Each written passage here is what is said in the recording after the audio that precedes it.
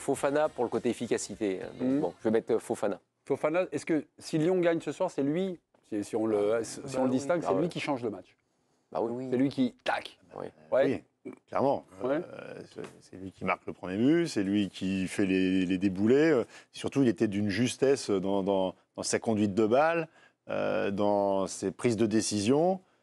L'application, techniquement, je ne l'ai pas vu rater grand-chose. Parce que souvent, ces prises Superbe de balle... match. 15.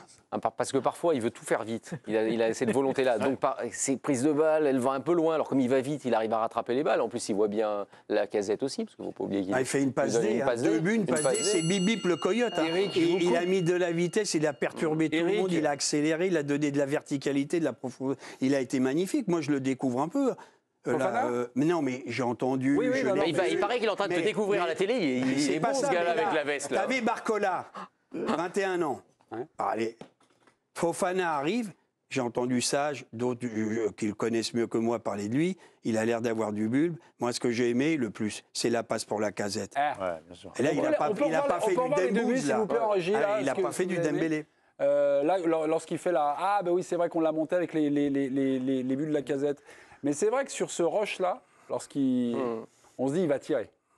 Même quand c'est impossible. Ouais. Vous savez, les mecs qui font le rush, Il fait un truc incroyable, il lève la tête. Ouais. Pour un joueur de 19 ans, et tu te demandais l'âge qu'il avait. Tu pensais qu'il avait que 15 ans. Ah, c'est pour ça que ça chuchote. C'est Karim qui m'a demandé l'âge, qui a demandé à Virginie, on lui a dit 13 ans et demi, il nous a pas cru.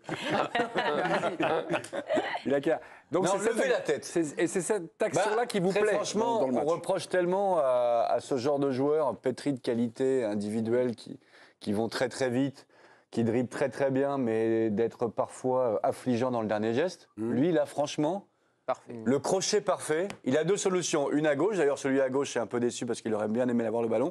Mais ce qu'il donne à la Casette, c'est un cadeau magnifique que tu ne peux pas refuser, que tu ne peux pas rater. Et la Casette ne l'a pas raté. En fait, on se souvient plus de cette action, de cette passe, que ces deux buts.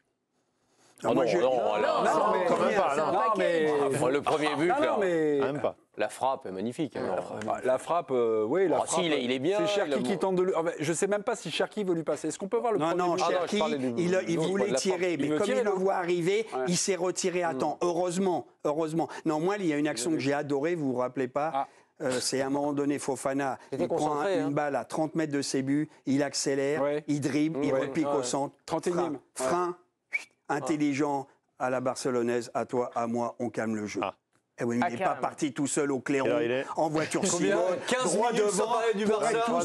Non, mais pour être tout seul au corner. Non, mais vous voyez pas ce genre d'action, ça vous échappe. Mais c'est pas grave, je vous le répète. Bah non, mais je pense qu'il y avait Ils l'ont vu, mais c'est intelligent. C'est intelligent parce qu'il sait stopper des actions. Quand il n'y a pas le soutien, il ne va pas aller s'isoler tout seul et perdre des ballons. Et ce qui est intéressant, c'est de voir que visiblement, il écoute. Parce qu'on lui a dit, on lui a expliqué, c'est très bon entrant, les finisseurs, tout ce que vous voulez, mais quand il débute, c'est plus compliqué. Et apparemment, c'est quelqu'un qui doit un peu intégrer. Il le dit, ça, c'est intéressant. Dans l'ITV, il le dit. Voilà, c'est quelqu'un qui intègre. Pardon, mais il y a une semaine, jour pour jour, Lyon battait l'Olympiakos. Et moi, il y avait une action qui me restait en rétine. C'est à un moment, je ne sais plus qui fait le décalage. Je crois que c'est Cherki qui fait le décalage pour Fofana. Il rate complètement son contrôle. Fofana rate complètement son contrôle. Raymond, qui était là, nous dit, en fait... c'est quelqu'un qui peut-être devant le but se dit, il marque pas souvent, je crois qu'il marquait 3 buts la saison dernière, mais il s'est un peu ready, quoi. Voilà. Donc d'où le contrôle un peu en porte-manteau, puis ça lui échappe. Normalement, c'est contrôle frappe. Il écoute son entraîneur. Il a progressé en une semaine. C'est bien. Non, mais c'est aussi, il veut tout faire vite. Et le jour où il se calmera peut-être un peu, même devant le but, il va gagner un petit peu ce côté clinique, quoi. C'est ce que j'ai remarqué à la 31e minute, parce que moi, je pensais que vous alliez parler d'un rush de Fofana quand il transperce la défense. Il anticipe une passe d'un des joueurs. Son nom m'échappe, mais je l'ai noté. Non, je l'ai pas noté. Mais c'est pas grave. Mais il anticipe une passe. Il y a eu tellement de joueurs écossais à offrir des ballons intéressants aux Lyonnais. Je comprends que vous ayez raté ce moment.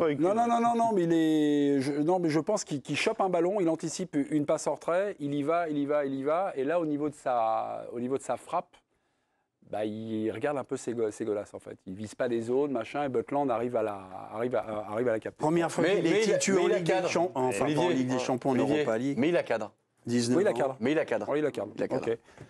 On voit les buts de Fofana. On y va, c'est parti. Voilà, avec le premier but où on vous a expliqué que Cherki, Cherki, tu la passes pas, mais en fait, il tombe.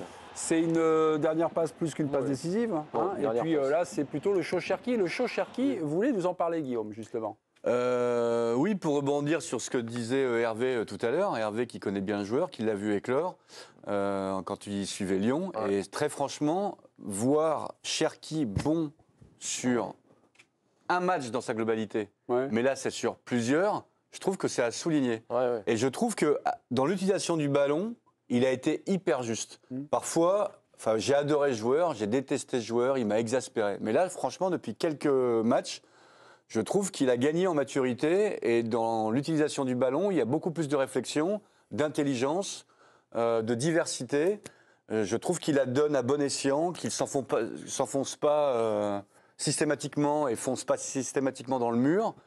Et puis je trouvais... Est-ce que physiquement, tu n'as pas la sensation, parce que moi je l'ai connu, c'est un peu plus lourd, un peu en difficulté sur les premières accélérations, et j'ai l'impression qu'il va beaucoup plus vite qu'avant. Alors qu'il n'est pas, c'est pas un avion, il a l'air de s'entendre les... magnifiquement bien avec les deux autres quand même, avec Lacazette et avec Lacazette, il s'entendait déjà bien. Et avec Fofana. Et je trouve que si lui est en pleine possession de ses moyens, ça en fait discuter quasiment. Il y a peut-être aussi un peu d'apaisement dans sa tête par rapport à son cheminement. Il a quand partir, rester, revenir, Paris, Dortmund, prolonger, pas prolonger, ouais, ça a été compliqué. Ils ont voulu le dégager. Il y a eu cette histoire que finalement il pouvait partir, qu'il a dit non. Bon, il a eu quand même une grosse pression et manifestement il n'était pas bien dans ses godasses. Pas pris au JO, puis pris au JO. Là, ça s'est mieux passé. La dernière prise de parole de Textor, même si c'était un peu farfelu, son histoire il a les cheveux qui poussent et tout va bien, mine de rien, ça a un petit peu dégelé la relation peut-être. Et oui, ça se joue aussi sur la confiance, les joueurs offensifs. Dans ce que nous dit Guillaume Dufy, ça fait quelques matchs qu'il enchaîne. J'ai l'impression parfois de faire toujours un peu le même débat avec Cherki. Vous savez, il fait un bon match. Je me souviens, il y avait Toulouse quand Blanc était encore entraîneur en disant, il lui demandait finalement de répéter, d'être plus régulier. Là, ça fait 2, 3. Oui, c'est 2-3. On est de 1 à. Enfin, déjà, il fallait qu'il soit consistant sur un match, ce qui n'a pas été toujours le cas. Je parle sous le contrôle de Hervé. Là. Aujourd'hui, par exemple, si on parle à chaud sur le match à Glasgow, il a été quasi parfait, quoi. Alors, ce qu'on a peut-être moins vu, c'est sur son travail défensif, ce qui lui était beaucoup reproché, il ne faut pas l'oublier. Hein. Ah oui ? Oui, ce qui était très reproché à Cherki, c'est pas de savoir utiliser la balle, parce qu'à l'arrière, on a bien vu, il a les deux pieds, il est assez monstrueux, mais en revanche, c'est de pas faire les efforts défensifs, et notamment pas faire les couvertures, simplement faire les petits efforts, même de replacement, qu'il ne les faisait pas. Il les oubliait, en fait, d'une certaine manière. Oui. Là, non, mais c'est un problème de concentration. Moi, j'ai toujours pensé, par exemple, que Ben Arfa, son problème, c'était un problème de concentration. C'est pas qu'il voulait pas, mais il pouvait pas. Comme un enfant à l'école, vous savez, vous allez à l'école puis vous captez pas parce que vous n'êtes pas concentré. Vous avez du mal à le faire. Moi, c'était les maths. Vous voyez, j'étais nul en maths. Vous aussi. Très bon, pas de spé. Vous pouvez pas. Donc, tu as certains joueurs qui oublient en fait le travail défensif. Non, parce que mentalement, il n'arrive pas à se concentrer. Ah oui. Ah mais je me suis. Mais prenons un exemple. Ben Arfa, une fois. Un match à Marseille. D'un seul coup, je vois Deschamps se lever. Mais défend. Et tout de suite, il voit Deschamps, mais il fait l'effort. C'est pas qu'il avait la fainéantise de le faire, c'est qu'il n'avait pas intégré ça. Et le Cherki, je pense qu'il a. Comme un singe, vous le connaissez quand même. Il a tendance parfois. Non, vous trompez. Non, vous trompez. Il faut voir nous rouler dans la farine, à vivre le match et le football. Et Cherki, je pense qu'il a un problème de concentration.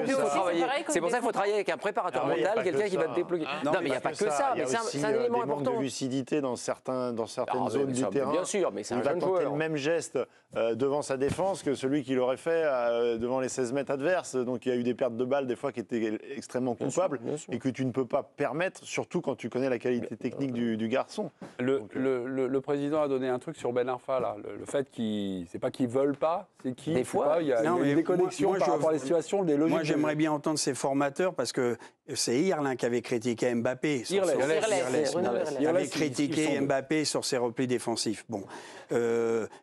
il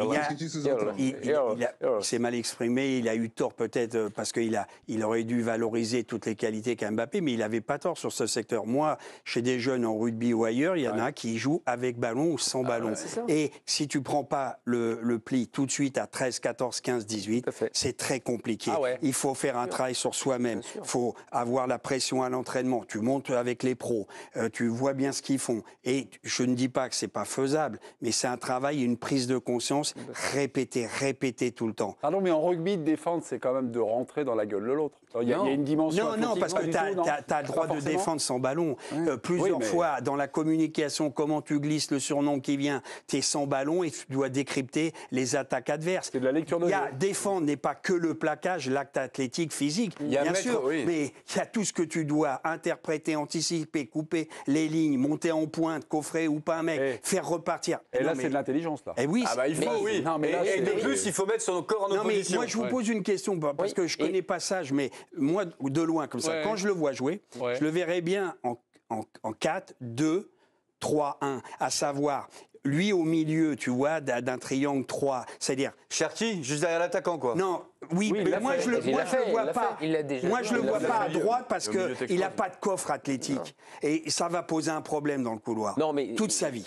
Toute sa vie. Non, mais il n'est pas dans... Il n'est pas... Quand les feignants se mettent... Non, mais un peu à la Messi, tu vois. Mais dans le cœur du jeu, et proche de la surface, c'est là où il est le plus fort. Donc moi, sur le côté, je pense qu'il a ses limites. Mais il n'est pas inné. Non, mais mais est-ce qu'il est aussi fort que ça pour construire et bâtir une équipe autour de lui? Il faut qu'il le prouve aussi. Juste un truc pour revenir sur ce que tu as dit, parce que ça c'était intéressant, mais comme par hasard, parce qu'on parlait Ben Arfa et Cherki, mais comme par hasard, c'est avec deux, entre guillemets, ce qu'ils appelaient eux, à Lyon, leur génie. C'est-à-dire, ils les ont gérés de la même manière. Ben Arfa, quand il est arrivé, il faisait ce qu'il voulait, et Cherki, c'est pour ça que moi, à un moment, j'ai fait un papier à l'époque pour expliquer qu'il fallait plus en vouloir au club qu'aux joueurs. Parce qu'à partir d'un môme, s'il a 13-14 ans, on lui fait faire ce qu'il veut. Ah non, pas d'effort défensif, non, t'embête pas, les autres vont bosser pour toi. Au bout d'un moment, c'est normal. Lui, il est formaté comme ça. Et bien sûr. Donc, et après, il faut sortir ça. Oui, puis c'est une valeur marchande, tu sais, comme moi, il faut faire attention parce que même à 16 ans, il peut représenter 20-25 millions. Donc un mec qui tape trop sur la future star de demain, il est convoqué au bureau. Et il prend un coup de chausson. Et il va au self. Il laisse manger notre côte frite. Notons, Ryan Cherki, mes amis, la note moyenne va s'afficher. 7,4, on n'a pas le temps de les afficher, mais c'est 7, c'est un bon match. Voilà, c'est 7, oui, c'est 7, 7, 7. Pardon, on verra. C'est 8. Ok. On est à peu près dans la moyenne des. Non, mais moi, je suis pour. Moi, je vais mettre 8 à Fofana, que si tu mets 8 à Cherki, oui, c'est le meilleur, ou tu mets 9 à Fofana. C'est ça. C'est juste quand même. Non, mais là, franchement, votre rédacteur en chef, écoutez-le, là, sur la cohérence. Mais bon, si tu mets 8, tu mets à Fofana. C'est un bon match. Moi, je rajouterais 13. Il ne mérite pas 9, Fofana, quand même. Et non, j'ai pas dit que je mettais 9 à Fofana. Tout à l'heure, quand il a dit Cherki, j'ai dit j'hésite entre les deux. Donc je vais leur mettre la même note. Mais s'il fallait trouver un MVP, comme on dit, il faut bien en trouver un, même si tous les deux ont 8, je mettrais plutôt Fofana.